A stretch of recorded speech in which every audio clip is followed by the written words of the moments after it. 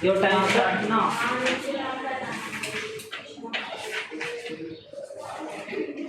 Hello guys,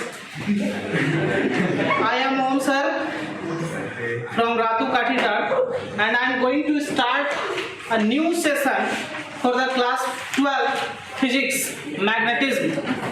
magnetism chapter जो है वो आपका 4 पोर्शन में डिवाइडेड है और इस चैप्टर का पूरा नाम अगर देखें तो magnetic effect of current and magnetism होता है।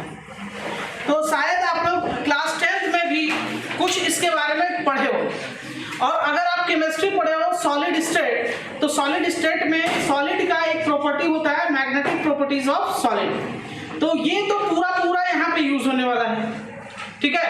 तो हम लोग स्टार्ट करेंगे आज magnetic effect of current and magnetism. थोड़ा मोड़ा अगर आपको कोई भी डाउट हो तो ऑनलाइन की वजह से कंफ्यूज नहीं होना है कि ऑनलाइन है तो हम नहीं पूछेंगे क्लास में, ऐसा कुछ नहीं है।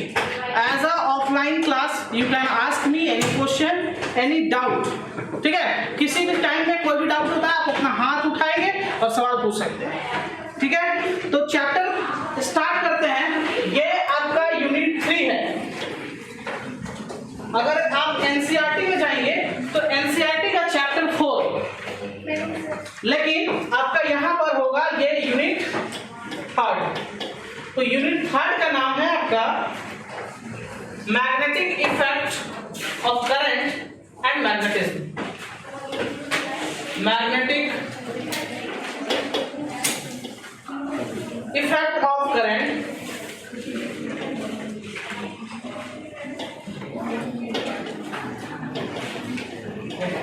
and magnetism।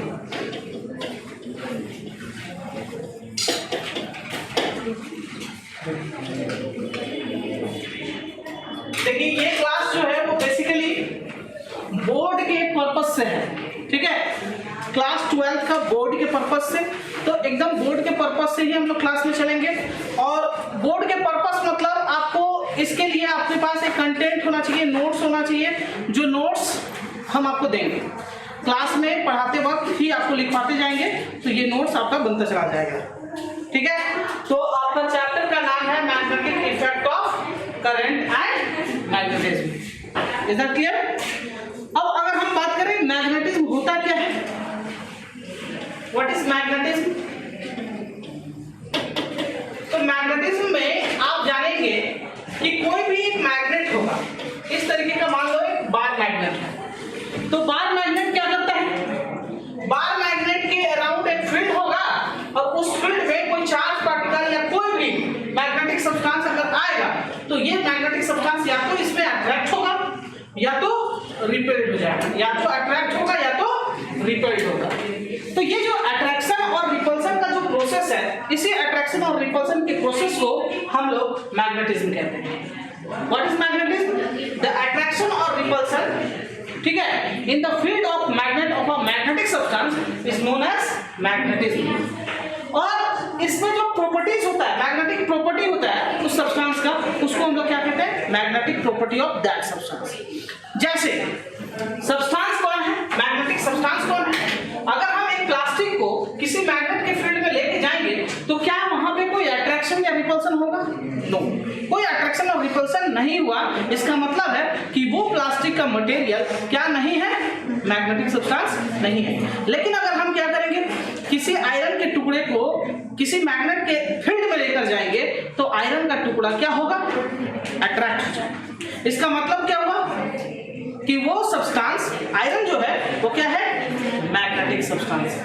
तो मैग्नेटिक फील्ड में एक्टिविटी कौन सा करेगा, कोई ना कोई मैग्नेटिक सब्सटेंस। तो कुछ ऐसे सब्सटेंसेस होते हैं मैग्नेटिक सब्सटेंस जो क्या करते हैं, इसमें अट्रैक्ट होते हैं या तो रिपेल्ड होते हैं। कभी कभी स्ट्रांगली अट्रैक्ट होंगे, कभी कभी वीकली अट्रैक्ट होंगे, कभी कभी वीकली रिपेल्ड होंगे और कभी कभी स्ट्रांगली रिपेल्ड होंगे, ठीक है। तो इस आधार पर मैग्नेटिक सब्सटेंस को भी डिफरेंट कैटेगरी में बांट दिया गया। कोई दिक्कत समझ में आ रहा है? तो सबसे पहले आप हेडिंग लगाएंगे मैग्नेटिज्म, इसके बाद हम लोग इस चैप्टर को फिर क्लासिफाई करेंगे। लिखिए magnetism.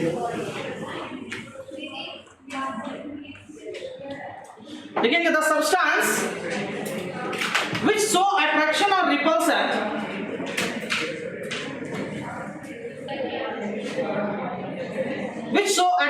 repulsion in the field of magnet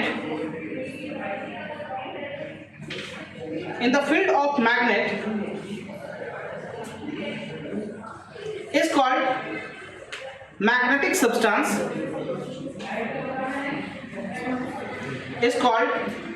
substance,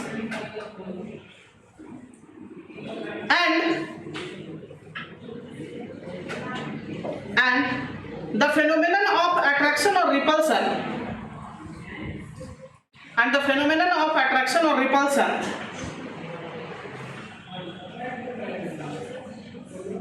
shown by the substance is called magnetism.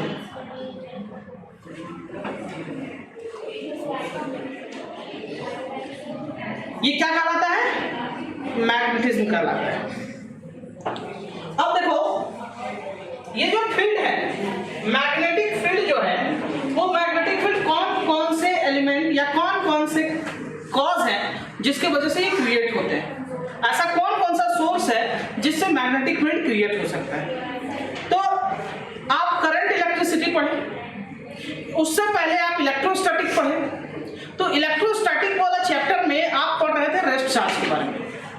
तो अगर हम कहीं पे किसी रेस्ट चार्ज के बारे में बात करें तो एक रेस्ट चार्ज अपने चारों तरफ जो फील्ड बनाता है, उस फील्ड को हम लोग क्या कहते हैं?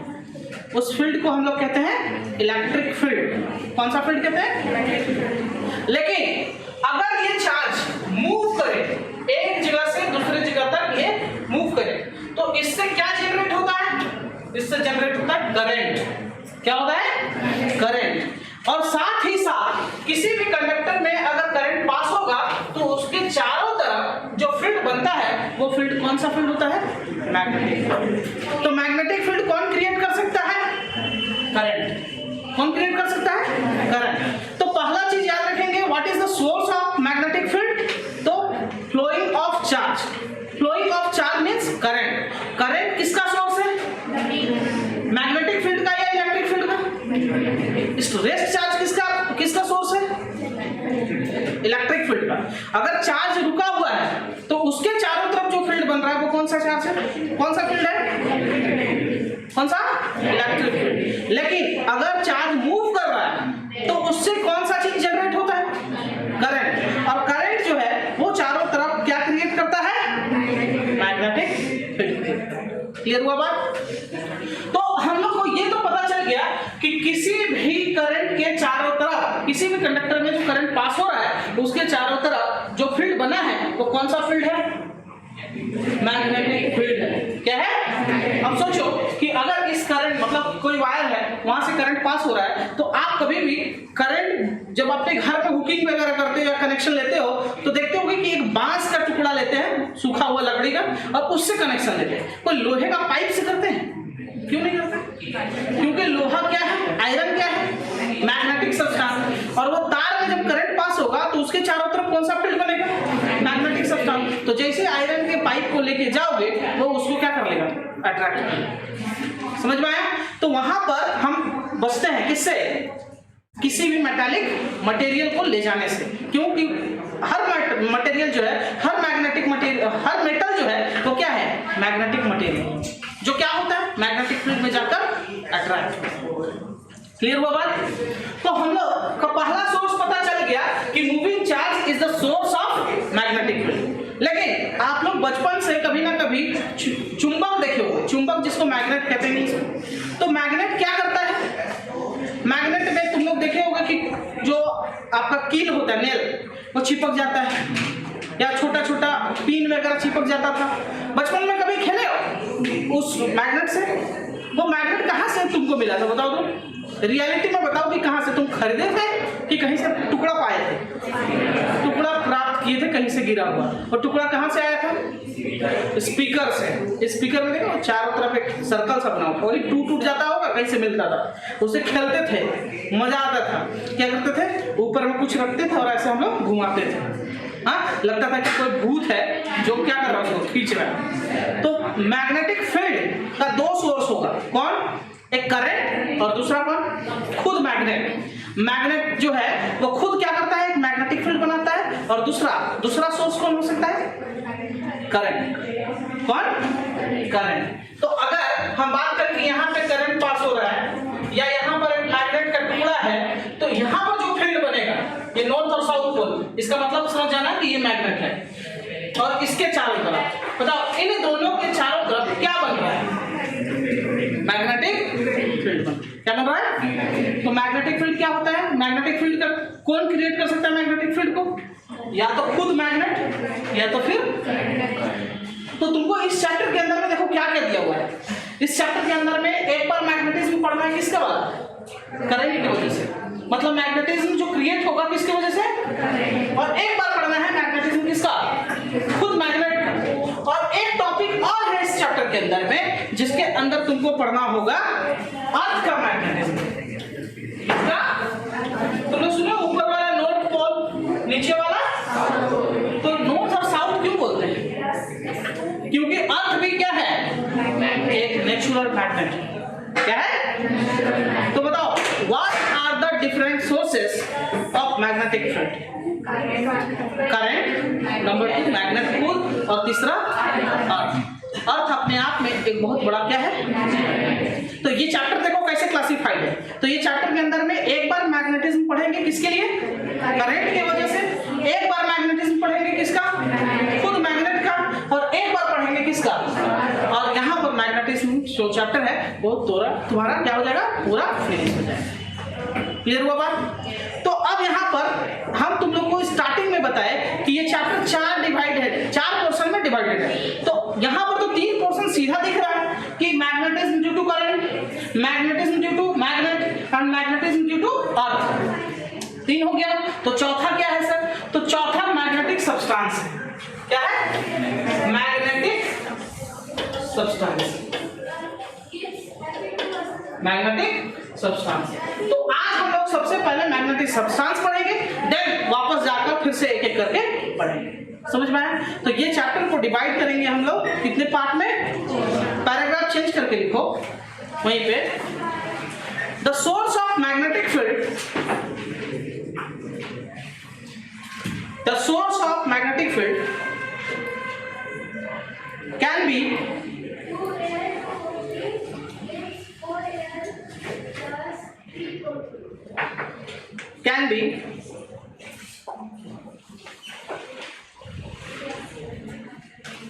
करंट।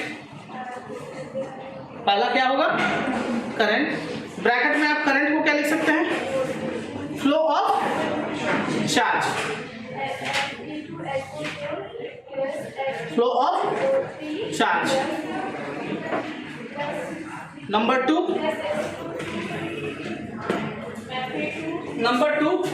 Magnet itself.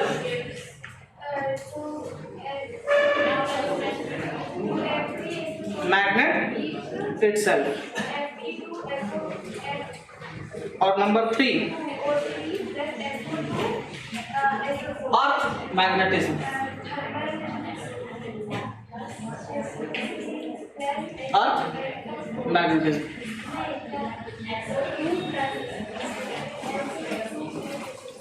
अब इसी बेसिस पे इस चैप्टर को हम लोग टोटल कितने पार्ट में डिवाइड करेंगे? 3 पोर्शन तो सीधा दिख रहा है कि मैग्नेटिज्म ड्यू टू करंट, दूसरा मैग्नेटिज्म ड्यू टू मैग्नेट, और मैग्नेटिज्म ड्यू टू अर्थ। और एक जो है उसका क्या नाम है? Magnetic material. तो ये चैप्टर जो है यूनिट 3 है हमारा, और यूनिट 3 के अंदर में इस चैप्टर का नाम है magnetic effect of current and magnetism.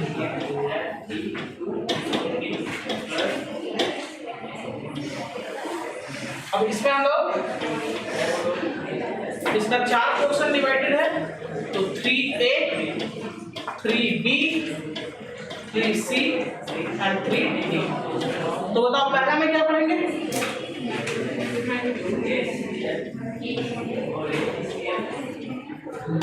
magnetism due to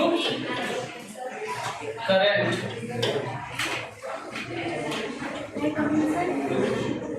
Number 2,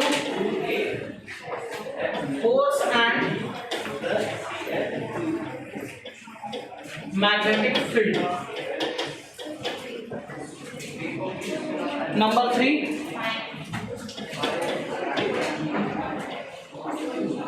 magnetism and earth magnetism.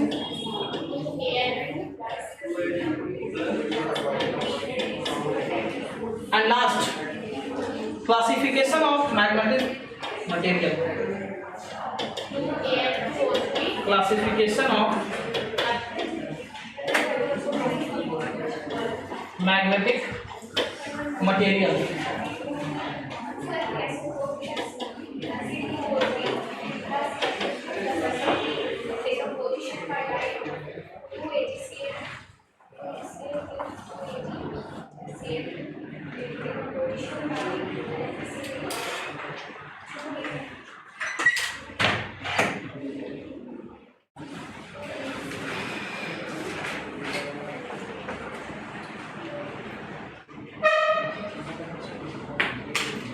Done.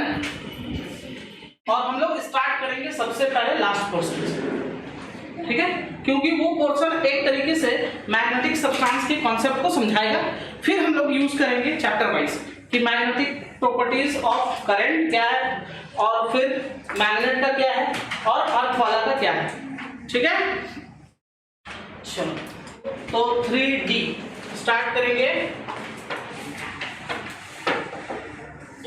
3D पहला पोर्शन जिसका नाम है क्लासिफिकेशन ऑफ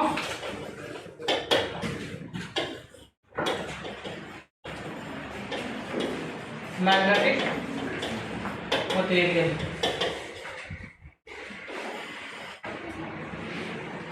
और जैसे जैसे हम नोट्स बनाएंगे वैसे ही बनाना है। सबसे पहले पहला टॉपिक मैग्नेटिज्म क्या होता है।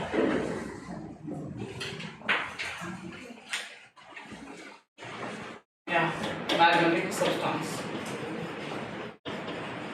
मैग्नेटिक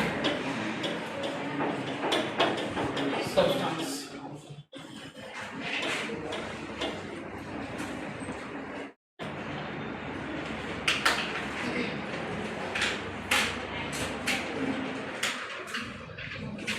मैग्नेटिक सब्सटेंस लिखेंगे the substance which show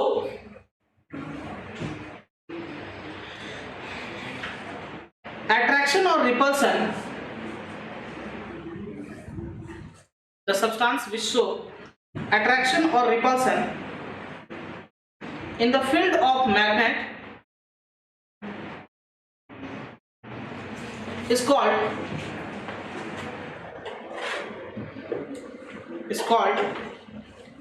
magnetic substance. Is called magnetic substance.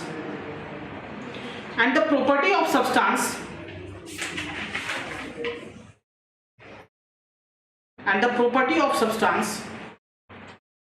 is called magnetic property.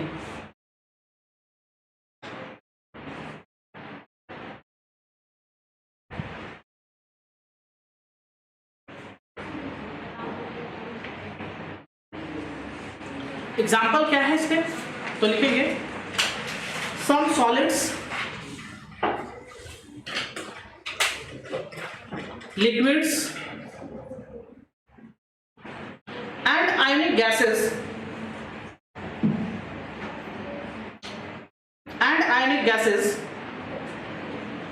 like Fe, Ni, CO, ferrous, nickel, cobalt, copper, Cu, etc. shows the magnetic property, shows the magnetic property. In substances क्या करते हैं, इन substances के द्वारा क्या show होता है, magnetic property. ये किसी मैग्नेटिक फील्ड में आकर अट्रैक्ट होते हैं या फिर रिपेल होते हैं। अब सवाल है कि आखिर ये सब्सटेंस के क्यों अट्रैक्ट और रिपेल होते हैं, कोई दूसरा एलिमेंट क्यों नहीं होता है? तो इसके पीछे का एक ही रीजन है। कभी भी किसी भी सवाल में अगर पूछे कि what is the cause of magnetism, तो बोल दीजिए the presence of unpaired electron. अगर एक्सप्लेन करने आता है तो लिख दो, अदरवाइज हर बार ये सवाल सही होगा। अगर किसी भी सवाल में पूछ दे तुमको कि मैग्नेटिज्म का कारण क्या है, तो क्या बतलाओगे कि उस सब्सटेंस के अंदर अनपेयर्ड इलेक्ट्रॉन्स हैं। क्या है? अनपेयर्ड इलेक्ट्रॉन होने की वजह से उसका मैग्नेटिक मोमेंट को कोई भी कैंसिल नहीं करता है, और कैंसिल नहीं करता है तो क्या होता है, वो क्या होगा, वो क्या शो करेगा, मैग्नेटिक प्रॉपर्टी शो करेगा। अब इसका एक एग्जांपल लेते हैं, फिर तुमको ज्यादा बेहतर समझ पाएगा क्यों अनपेयर्ड इलेक्ट्रॉन वाला ही मैग्नेटिक सब्सटेंस हो सकता है। समझो ध्यान से। अगर हम एक एग्जांपल लेते हैं, किसका, आयरन का। किसका ले, आयरन का इलेक्ट्रॉनिक कॉन्फ़िगरेशन होता है 26। अब अगर हम 26 को क्या करते हैं, इसको कॉन्फ़िगरेट करते हैं तो होगा 1s2 2s2 2p6 3s2 3p6 4s2 and 3d6। क्या होगा, 3d6। तो अगर हम देखते हैं यहां पर, तो ये जो है इसका कॉन्फ़िगरेशन अगर सबका बनाए तो ये s का एक बॉक्स बनेगा, फिर s का एक बॉक्स बनेगा, p का कितना बॉक्स बनेगा, 3 बॉक्स, फिर s का एक, फिर p का कितना, 3, फिर s का एक, और फिर d का कितना, 5। 1 2 3 4 5। इसमें देखो, इसमें कितने इलेक्ट्रॉन है, 2 इलेक्ट्रॉन, एक क्लॉकवाइज में घूम रहा है और दूसरा, तो अगर एक इलेक्ट्रॉन घूमेगा तो घूमने से क्या होगा, मतलब चार्ज घूम रहा है, मूविंग चार्ज है, तो मूविंग चार्ज क्या करेगा, मैग्नेटिक फील्ड बनाएगा। अभी ना बताए थे कि अगर चार्ज मूविंग है तो कौन सा फील्ड बनेगा, तो एक इलेक्ट्रॉन क्लॉकवाइज में घूम के क्या बना रहा है, मैग्नेटिक फील्ड, और दूसरा वाला क्या कर रहा है, एंटी क्लॉकवाइज में घूम जा रहा है, तो वो भी मैग्नेटिक फील्ड बना रहा है। तो एक बना रहा है ईस्ट में तो दूसरा बना रहा है वेस्ट में, मतलब एक क्लॉकवाइज में बना रहा है तो दूसरा, तो जितना क्लॉकवाइज में बनाया उतना ही एंटी क्लॉकवाइज में अगर बना देगा तो क्या होगा, दोनों का मैग्नेटिक मोमेंट कैंसिल हो जाएगा, क्योंकि दो फील्ड बनेगा या दो फोर्स बनेगा, एक राइट साइड खींच रहा है तो दूसरा लेफ्ट साइड, उतना ही फोर्स से, तो क्या होगा, अगर इस मार्कर को राइट साइड हम अपना 2 न्यूटन के फोर्स से खींचे और 2 न्यूटन के फोर्स से लेफ्ट हैंड से खींचे, तो ये मार्कर कहाँ होगा, यही, मतलब इसके 2 न्यूटन को इसका 2 न्यूटन क्या कर दिया, कैंसिल कर दिया, इसलिए इसमें नेट फोर्स कितना लगेगा, 0। तो यहाँ पर ये दोनों तो फील्ड क्रिएट कर रहा है, लेकिन क्या हो रहा है, अपोजिट डायरेक्शन में कर रहा है, जिस वजह से इसका मैग्नेटिक मोमेंट क्या हो रहा है, कैंसिल हो जाएगा। अब अगला वाले के पास देखो, इसके पास भी तो कैंसिल हो जाएगा, इसके पास 6 है, 1 2 3, ये तीनों बनाएगा, लेकिन फिर से 6 है, मतलब अपोजिट वाला कैंसिल कर दिया। यहाँ पर देखो, इसके पास 2 है, तो ये क्या होगा, बनाएगा, लेकिन एक अपोजिट में होगा, फिर 6 है इसके पास, तो 1 2 3 4 5 6, तो कैंसिल कर दिया। इसके पास 2 है, तो ये बनाया, लेकिन ये कैंसिल कर दिया। अब इसके पास 6 है, तो देखो कैसे है, 1 2 3 4 5, ये पांचों बनाया, लेकिन कैंसिल कौन हुआ, एक हिट हुआ। तो बाकी जो 4 है वो चारों का सेम डायरेक्शन में रह गया, उसको कोई कैंसिल करने वाला है क्या, नहीं। तो देखो यहाँ पे जब कभी भी अनपेयर्ड इलेक्ट्रॉन होगा क्या होगा, मैग्नेटिक फील्ड क्रिएट हो जाएगा, या उसका नेट मैग्नेटिक मोमेंट कुछ ना कुछ होगा।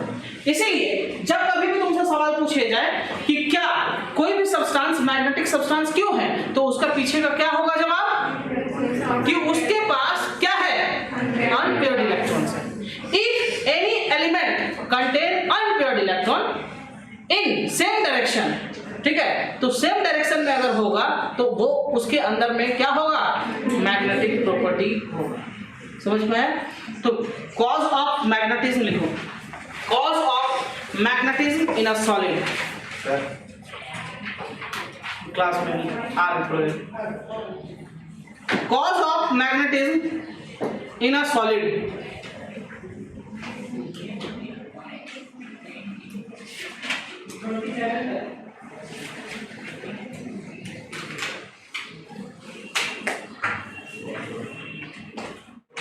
Just a minute.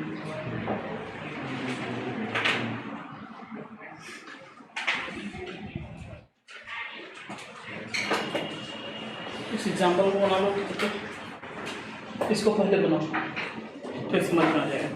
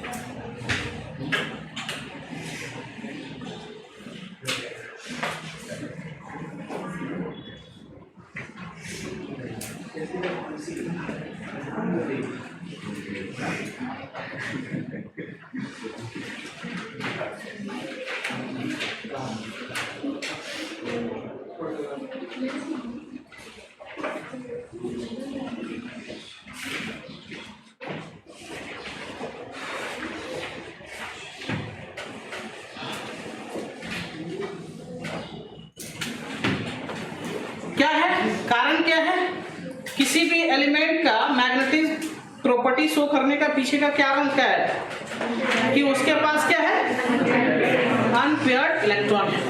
और इलेक्ट्रॉन जो है वो दो तरीके का मोशन करता है, सर्कुलर मोशन ही है लेकिन दो तरीके का। एक तो खुद घूमेगा अपने से, ठीक है, उसको बोलते हैं स्पिन, क्या बोलते हैं, और एक क्या करता है, ऑर्बिट में घूमता है। जैसे लट्टू घूमता है ना, या अर्थ कैसे घूम रहा है, अर्थ अपने भी घूम रहा है और एक ऑर्बिट का भी चक्कर लगा रहा है। तो उसी तरीके से इलेक्ट्रॉन जो है ना, पहले तो अपने घूमेगा, उसके वजह से मैग्नेटिज्म होगा, और फिर एक ऑर्बिट में घूमेगा, उसके वजह से भी मैग्नेटिज्म होगा। तो लिखेंगे the magnetic property of a substance,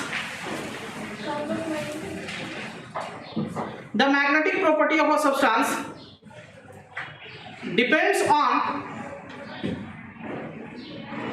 depends on number of unpaired electrons,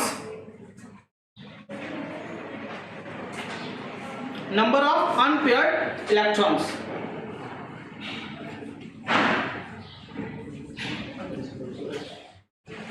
number of unpaired electrons। लिखो each electron in an atom, each electron in an atom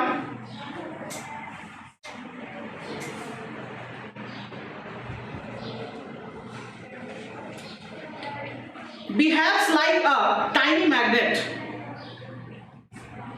behaves like a tiny magnet.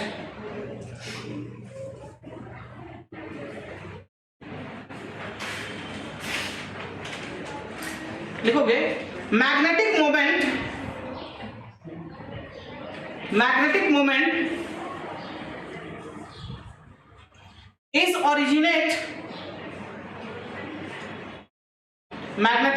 is originate due to two types of motion.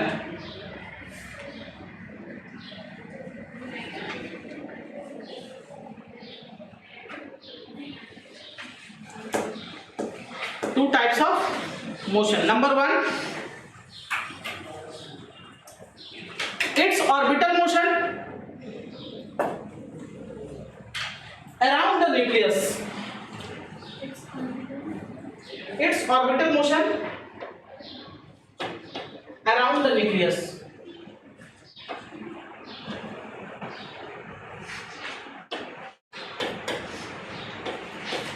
ये है electron, ठीक है।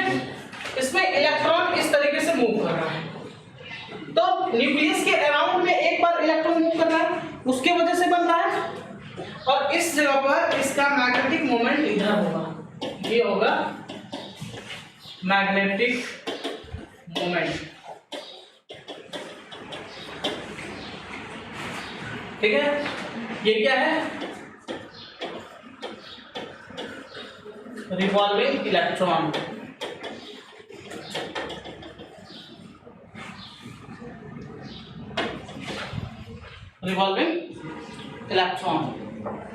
ये क्या है? Orbit. ये हमारा क्या है? न्यूक्लियस। एटॉमिक न्यूक्लियस बनाइए।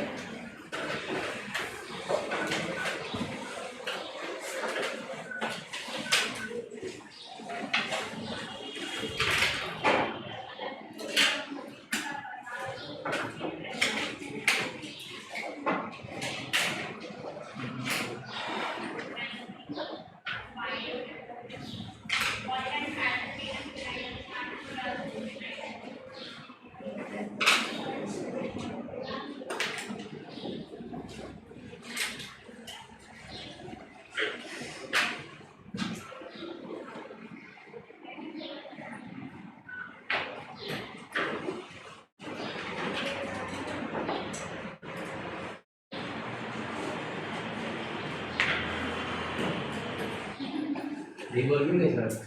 हाँ, रिवॉल्विंग इलेक्ट्रॉन। इसका मैग्नेटिक मोमेंट ऊपर की तरफ क्यों है? क्योंकि ये याद रखना, क्योंकि ये एंटी क्लॉकवाइज में घूम रहा है। और राइट हैंड थंब रूल याद है? राइट हैंड थंब रूल क्या कहता है कि अगर एंटी क्लॉकवाइज में घूमेगा तो थंब तुम्हारा क्या होगा? अपवर्ड, बाहर की तरफ होगा।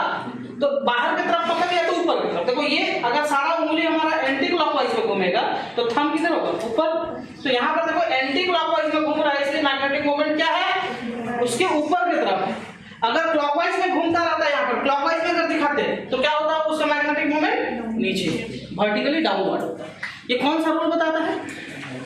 राइट हैंड थंब रूल या right hand screw rule.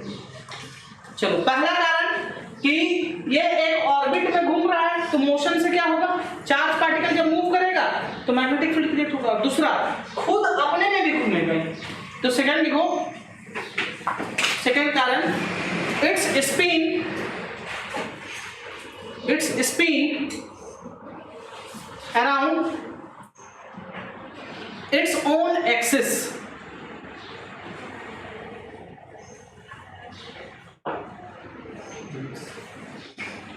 Its own axis.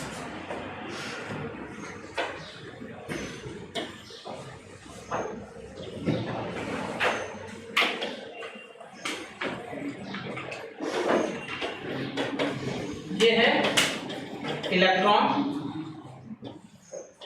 ये इसका डायरेक्शन है एंटी क्लॉकवाइज में, तो इसका मैग्नेटिक मोमेंट किधर होगा? यही होगा।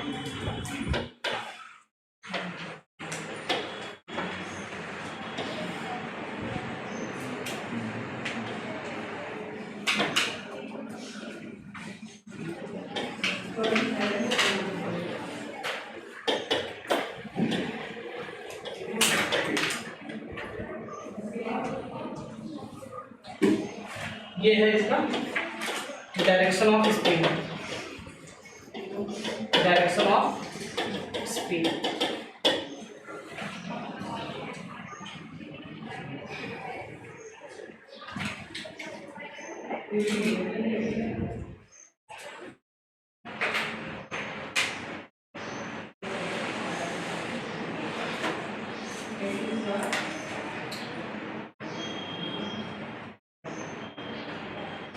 हो गया? लिखो, electron being a charge particle, electron being a charge particle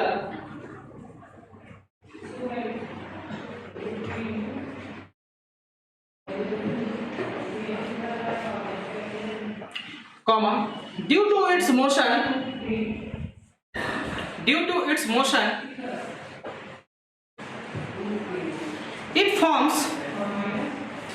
it forms a current loop which acts as a magnet,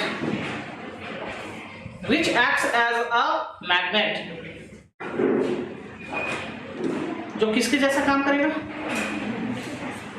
तो कारण समझ में आया? क्या कारण है? बोलो। Presence of unpaired electron. अब अनपेयर्ड इलेक्ट्रॉन में दो टाइप का मोशन होता है, एक तो इलेक्ट्रॉन खुद घूम रहा होता है उसका, और दूसरा एक पूरा ऑर्बिट का चक्कर लगाता है। तो दो टाइप का मोशन है, वो दोनों टाइप के मोशन की वजह से उसमें क्या होता है? मैग्नेटिज्म। अगर क्लॉकवाइज में घूम रहा है दो इलेक्ट्रॉन, एक क्लॉकवाइज में और दूसरा एंटी क्लॉकवाइज में, तो नेट मैग्नेटिक मोमेंट कितना हो जाएगा उसका? 0। समझ गए? चलो अब लिखो types of magnetic substance.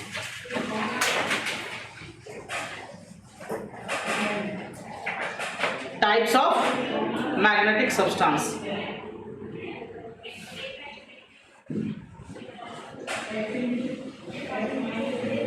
Magnetic substance जो हम लोग को पढ़ना है वो 5 पढ़ना है।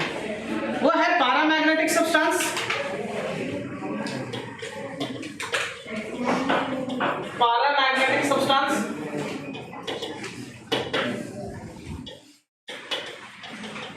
Number 2 diamagnetic substance,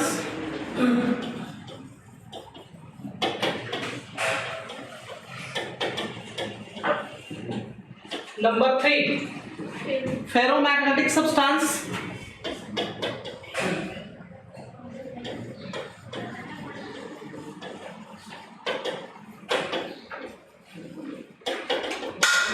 ferromagnetic substance, anti ferromagnetic substance,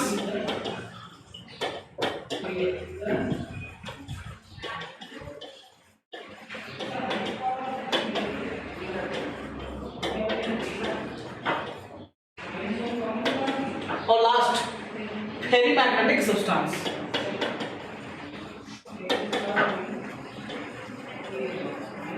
ferrimagnetic substance. So there are 5 different types of magnetic materials and they are known as paramagnetic, diamagnetic, ferromagnetic, anti-ferromagnetic and ferrimagnetic substance. ठीक है, लिखिए। और इसको समझने के लिए हम एक डायग्राम बनाएंगे, फिगर बनाएंगे, वही काफी है। ठीक है, उसके बाद हम लोग उसका क्या करेंगे, एग्जाम में कैसे लिखना है, उसके लिए आंसर क्या करना है, उसके एग्जांपल्स को कैसे याद रखना है, ये समझेंगे। पहला पारा, दूसरा डाया, तीसरा फेरो, ठीक है, और एंटी फेरो और फेरी। इसको याद रखने के लिए एक शब्द लिखो, पीडीएफ। याद हो क्या? पीडीएफ मोबाइल में आप बनाते हैं कोई भी डॉक्यूमेंट का क्या बनाते हैं? पीडीएफ। ठीक है, और पीडीएफ बनाकर कोई भी एप्लीकेशन फाइल करते हैं तो ए फॉर एप्लीकेशन फाइल। कभी कभी तुम लोग गाड़ी में देखते होगे, न्यू कार वगैरह में, न्यू बाइक में AF लिखा हुआ रहता है।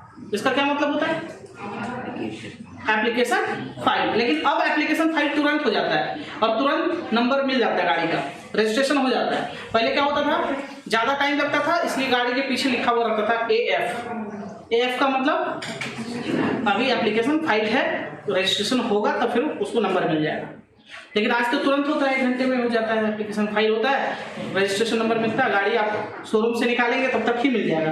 तो याद रखना, आपका PDF किस चीज का बनाया है, एप्लीकेशन जो फाइल किया गया है, याद हो गया? कौन कौन सा? PDF, P4 F4, फिर A एंटीफिर और फिर याद हो गया? चलो अब हम एक टेबल बनाएंगे, उसी तरीके से तुम लोग को टेबल बनाना।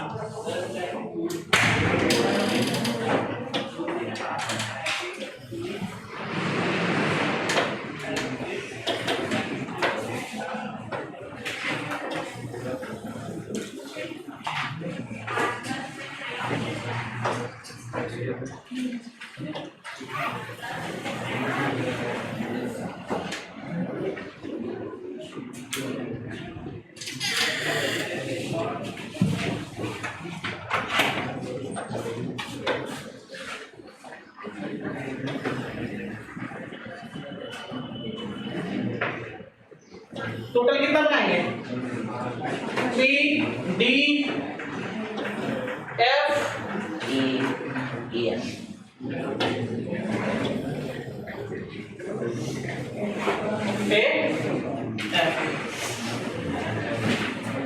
पहला क्या है?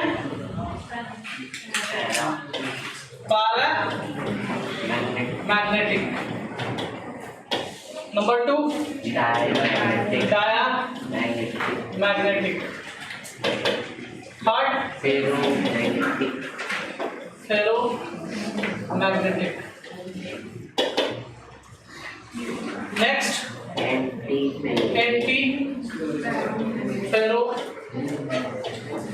मैग्नेटिक। और लास्ट मैग्नेटिक।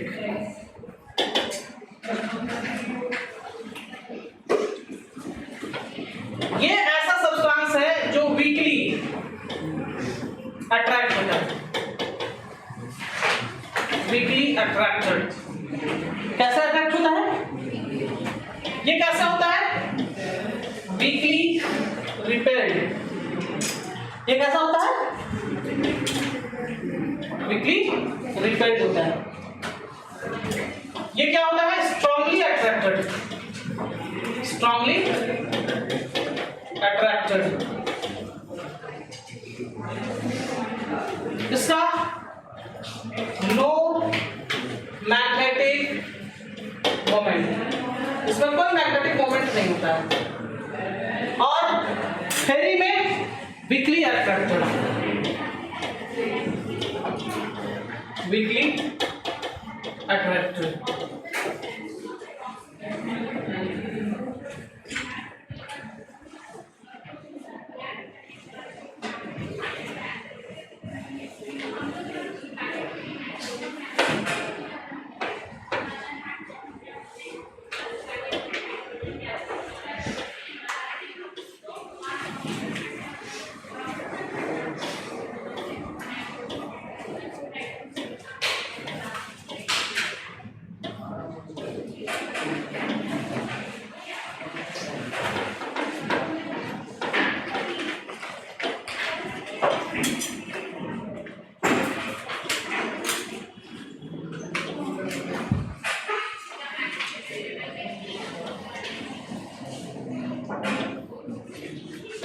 ये फिगर बनाते चलेंगे।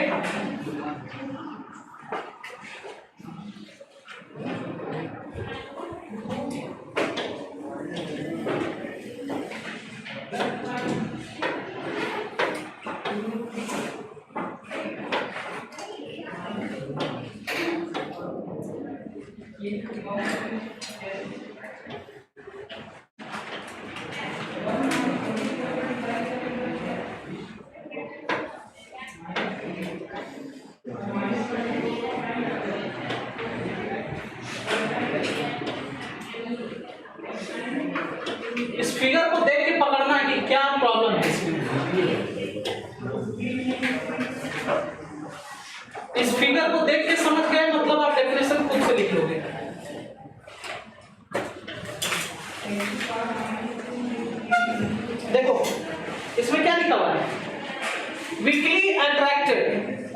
वीकली अट्रैक्टेड कब होगा बताओ तो? अट्रैक्ट होगा ना, इसका मतलब है कि उसके अंदर में अनपेयर्ड इलेक्ट्रॉन होगा या नहीं होगा?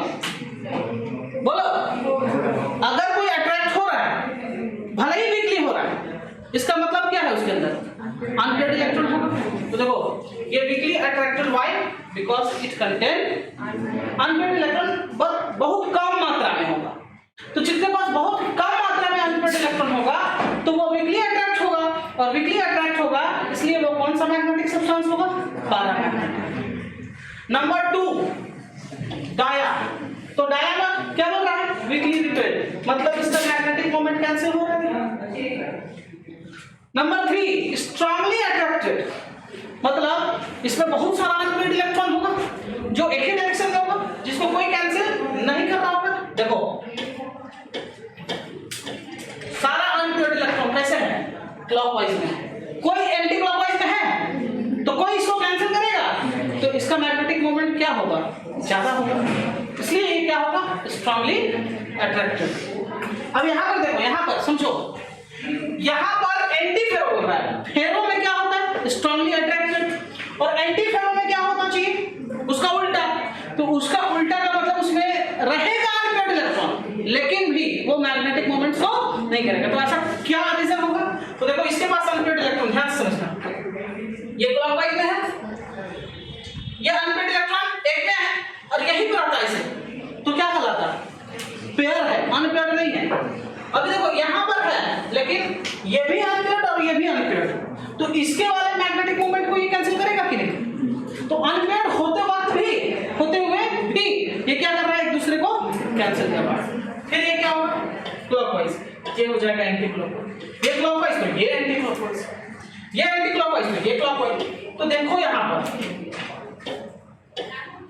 क्या हो रहा है, इसके पास बहुत सारा अनपेयर्ड इलेक्ट्रॉन था लेकिन सब अपोजिट डायरेक्शन में था, जिसकी वजह से इसका मैग्नेटिक मोमेंट को ये कैंसिल कर रहा है, इसका ये कर रहा है, इसको ये कर दे रहा है। तो यहाँ पर हम एक्सपेक्टेशन तो रखे थे कि इसके पास अनपेयर्ड इलेक्ट्रॉन बहुत सारा है इसलिए मैग्नेटिक मोमेंट शो करेगा, लेकिन इसके बावजूद ये मैग्नेटिक मोमेंट शो नहीं कर रहा है। तो इसलिए इसका नाम क्या है? एंटी फेरो मैग्नेटिक सब्सटेंस। और इसमें देखो तो वीकली अट्रैक्टेड, वीकली अट्रैक्टेड का मतलब ऐसे ही होगा। देखो यहाँ पर 1 2 3 4 5 6 7 8 जो है वो कैसे दिख रहा है? क्लॉकवाइज में, और 4 को मान लो बना दिए हम क्या, तो पूरा तो एक डायरेक्शन में नहीं ना है, तो 4 को 4 कैंसिल करना होगा, तो बच गया कितना रहा होगा? कम बच गया होगा। तो यहाँ देखो सब एक दूसरे को कैंसिल कर रहा है, यहाँ पे सबको कोई कैंसिल नहीं कर रहा है, कुछ को कैंसिल कर रहा है, तो इसका मतलब है कि इसका मैग्नेटिक मोमेंट रह जाएगा। तो ये वाला क्या होगा? Weekly attracted. देखो ये फेरो का आधा बन गया इसलिए फेरी नाम है, ये पूरा था तो फेरो, फेरो का उल्टा एंटी फेरो, और फेरो के जैसा थोड़ा सा प्रॉपर्टी रखने वाला फेरी। तो क्या ये टेबल समझ में आया?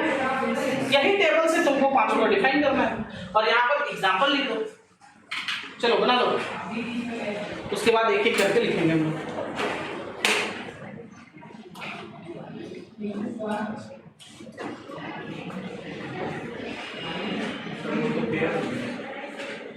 हाँ तो इसको वीकली रिपेल्ड है, पैटर्न कहाँ है?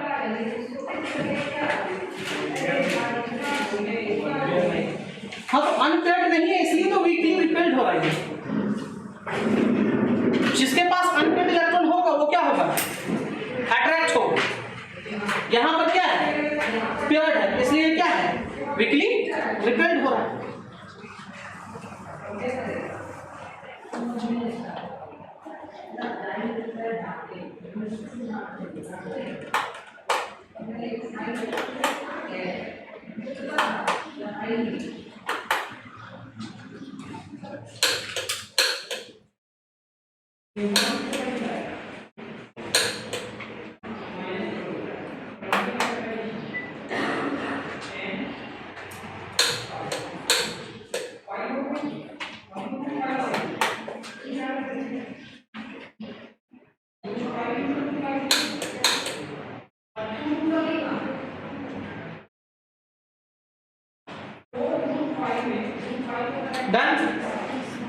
चलो अब लिखो paramagnetic substance.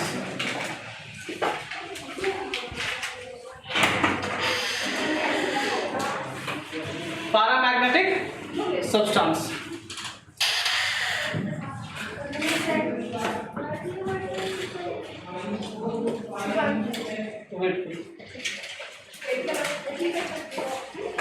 the magnetic substance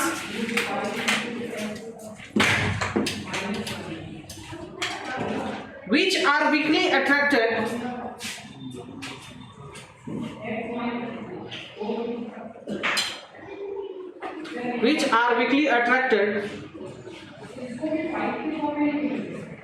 towards magnetic field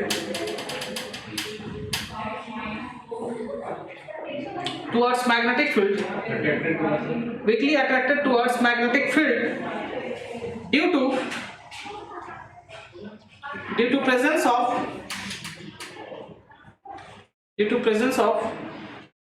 one or more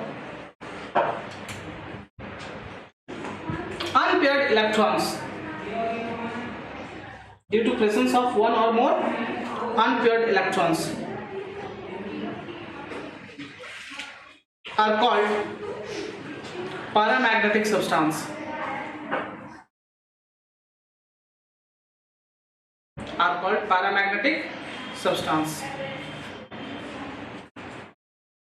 इसका एग्जाम्पल लिखो O2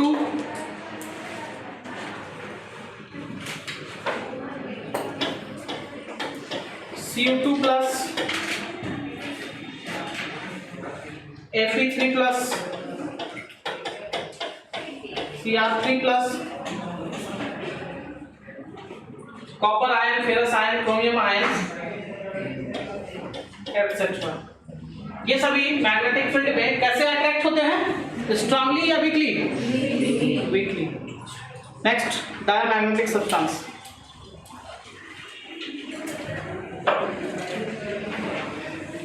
The magnetic substance which is weakly repelled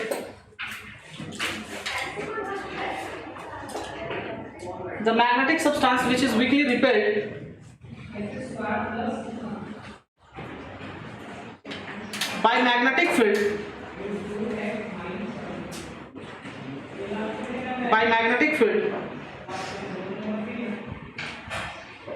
due to presence of, फिर से बोल दे, the magnetic substance which is weakly repelled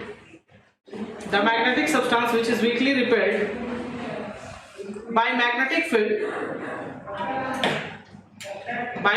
field due to presence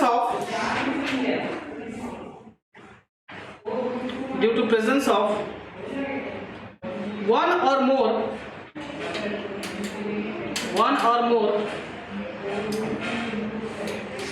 paired electrons,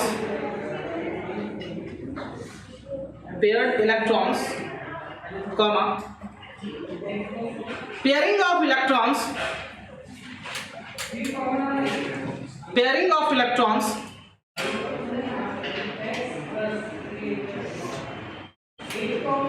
cancel the magnetic moment of each other,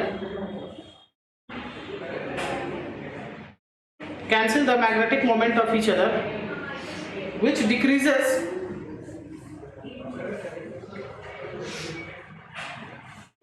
the magnetic property of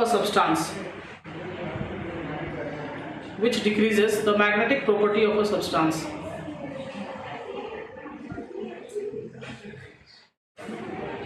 example लिख लो, NaCl, H2O, C6H6, etc.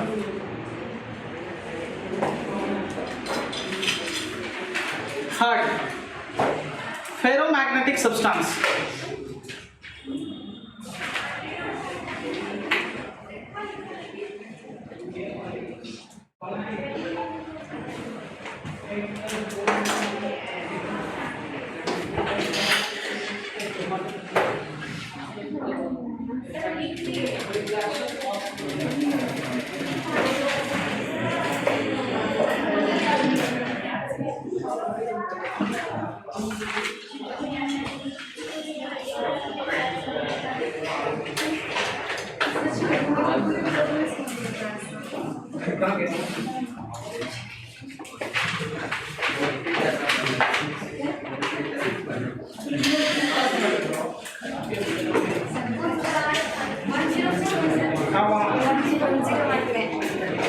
लिखो the magnetic substance which are strongly attracted, the magnetic substance which are strongly attracted towards magnetic field, towards magnetic field,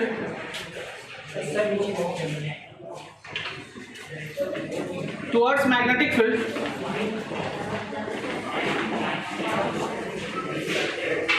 is called ferromagnetic substance. Is called ferromagnetic substance.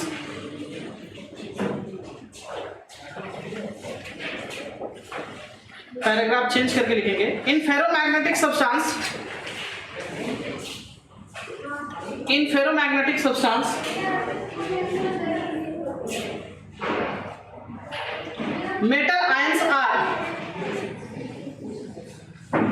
metal ions are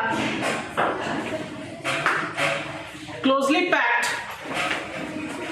Metal ions are closely packed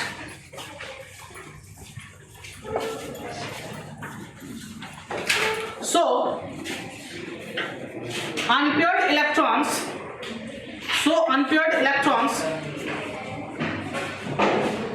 are grouped together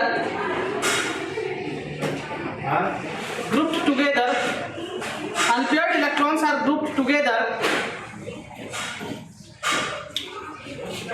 in a small region region, small region, bracket में लिखो domain. इस छोटे से क्षेत्र को क्या कहते हैं? डोमेन कहते हैं। ये जो छोटा सा क्षेत्र में बहुत सारा अनपेयर्ड इलेक्ट्रॉन जो जमा हो गया है उसको हम लोग क्या कहते हैं? Domain. And each domain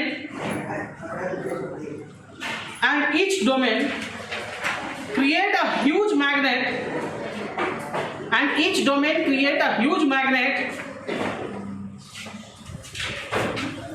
itself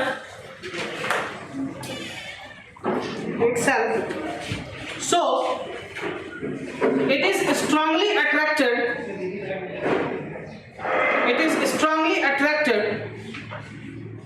towards magnetic field.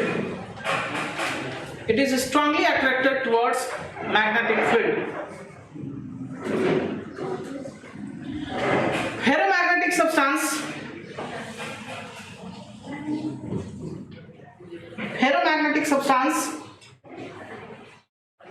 is used to make permanent magnet.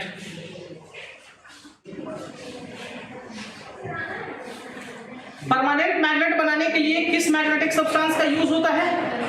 Ferromagnetism. Example लिखेंगे iron Fe, nickel, cobalt,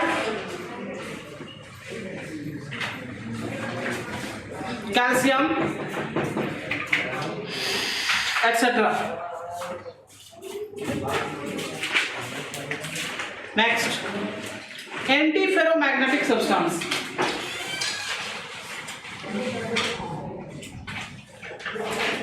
antiferromagnetic substance देखो the substance which are expected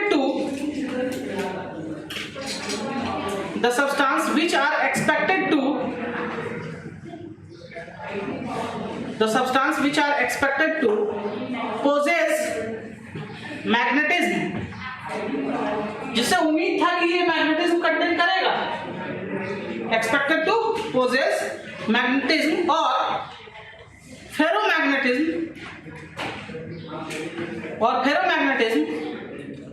on the basis of on the basis of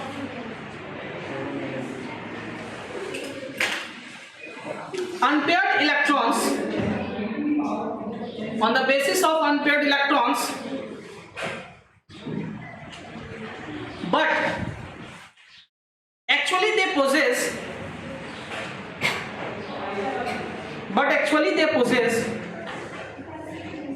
zero net magnetic moment. Actually they possess zero net magnetic moment called antiferromagnetic substance. Antiferromagnetic substance. Example लिखो, chromium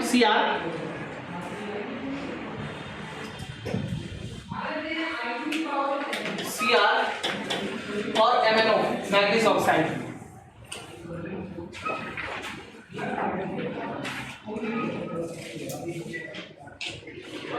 etcetera. अब last फेरी magnetic substance. फेरी में क्या होगा? बहुत ज्यादा magnetic moment होगा या very less होगा? लिखेंगे when the magnetic moment of the domain, when the magnetic moment of the domain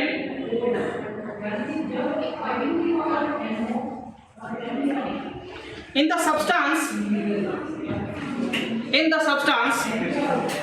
when the magnetic moment of the domain in the substance are aligned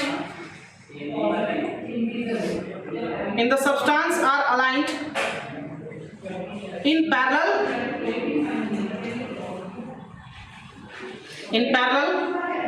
and anti-parallel direction,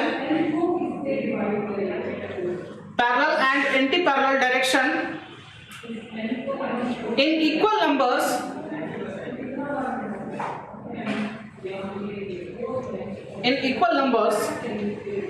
then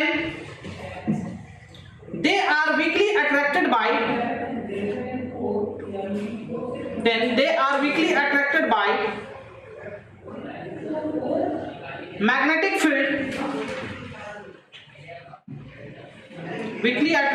magnetic field, as compared to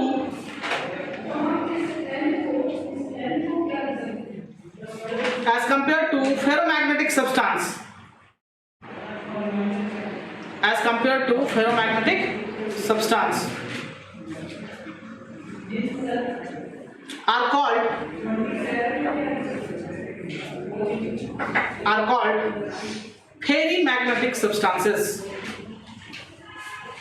are called ferrimagnetic substances.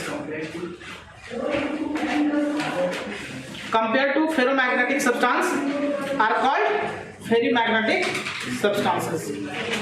Example लिखेंगे Fe3O4,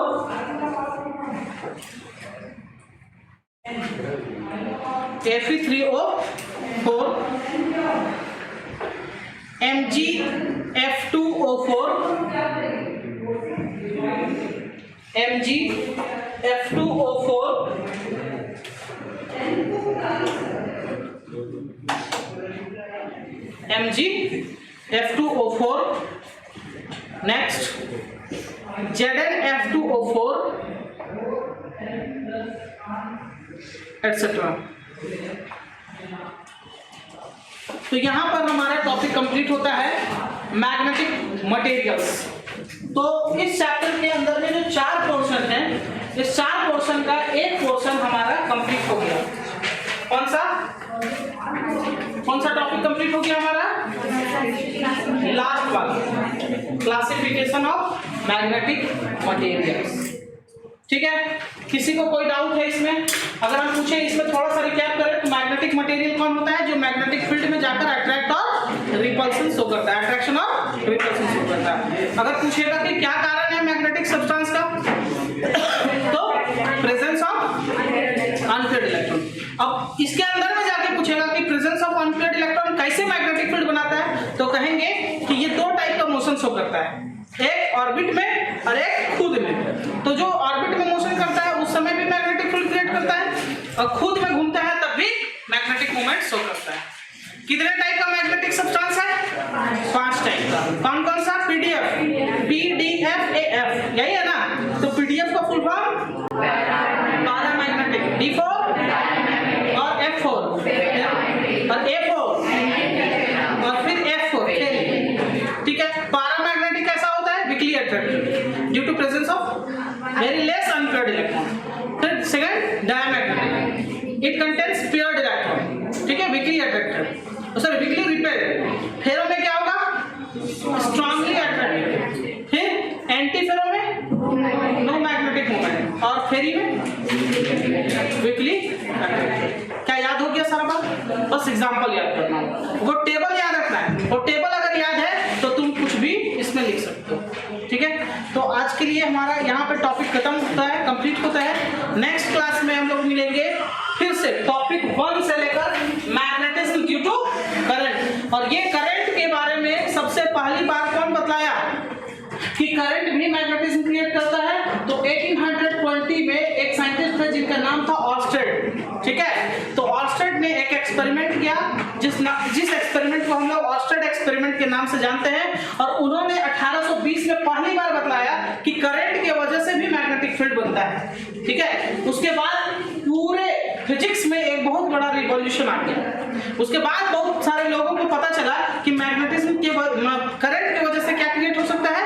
magnetism. और उसी का फायदा उठाकर आज हम लोग क्या करते हैं? जितना भी तुम लोग देखे हो वो dynamo, AC generator, DC generator, इसके अगला वाले टॉपिक में जब हम लोग पढ़ेंगे इलेक्ट्रोमैग्नेटिक इंडक्शन। आज तुम लोग देखते हो कि कार में आता है वायरलेस चार्जिंग, तो बिना कनेक्शन का चार्ज क्यों हो रहा है?